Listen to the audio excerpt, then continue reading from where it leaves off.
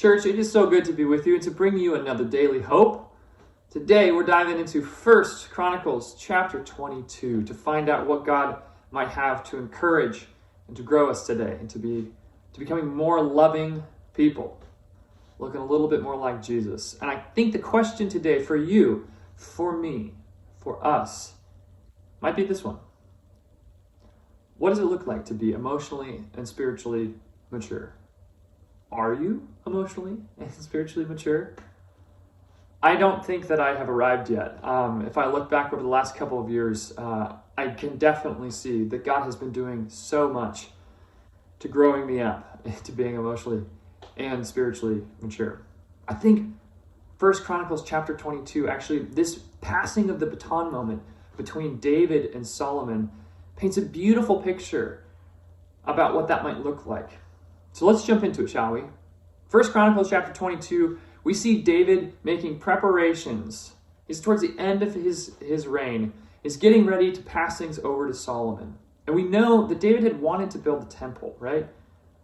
But as we see in this text, it wasn't for him. God had ordained that task for his son, Solomon. We see in chapter 22, verse 5, David's talking about his son and said, hey, my son is young.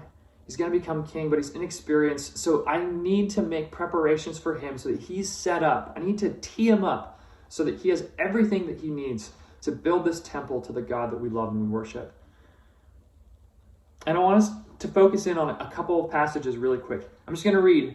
So in verse 6, then he called for his son Solomon, charged him to build a house for the Lord, the God of Israel. David said to Solomon, my son, I had it in my heart to build a house for the name of the Lord my God.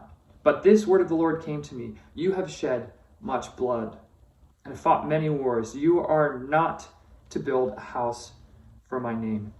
Man, what integrity. How humbling.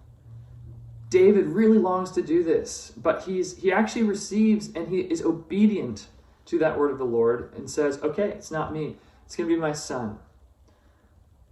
So he sets him up, and a lot of this chapter, you can read it. I encourage you to read it. It details all the bronze and the iron, all the things that David does, that he accumulates to give to Solomon so that he can build this glorious temple. What I love about this picture is that we see David the father, a loving, thoughtful, caring father who is thinking long term. He's not just focused on me, mine, what can I accomplish? He's thinking about the next generations. He's thinking about how and what can I do here and now to set up future generations so that they might know, love, esteem, and worship God. That's a question. That's a key question for us in determining whether we're emotionally and spiritually mature. Are you thinking about only yourself, or are you thinking about the kingdom? Are you searching after God's heart, asking, what is your plan for my life? How can I join you? How can I prepare during my lifetime to bless future generations? That's materially, that might be materially. That also is spiritually too. There's all sorts of ways that we can build up an inheritance to pass on to the next generation, whether that's your direct family or whether that's friends, that's investing in kids' games, that's going on missions trips, all sorts of things that we can do to pass along the inheritance of the kingdom. See, because David, we know, he's called what? The man after God's own heart. So in this chapter, we're actually being given this picture and this image of what maturity and wisdom and stability look like. We know that the younger David made all sorts of errors. He spilled much blood. Bathsheba, everything. Man, he's not perfect, right? But he does demonstrate what it looks like to be a father with a generous heart. Because ultimately, right, he's the man for God's own heart. He's reflecting God's heart.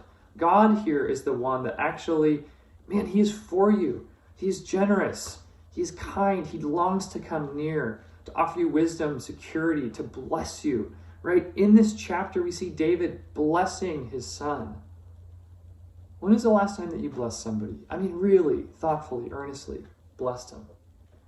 What would it look like if Christians became known as people of blessing? If we were a blessing wherever we went? If we were such a blessing for our communities and for our families and for our churches that that blessing cascades to generation and generation? God is good. He's a good father. David is a good example of brokenness, humility, and a generous father's heart. Not being focused on himself, but being focused on what he can do to advance the kingdom. Take encouragement today. May we all become a bit more like David. May we all connect deeply to our Father's heart and bless the world around it. Be well, church.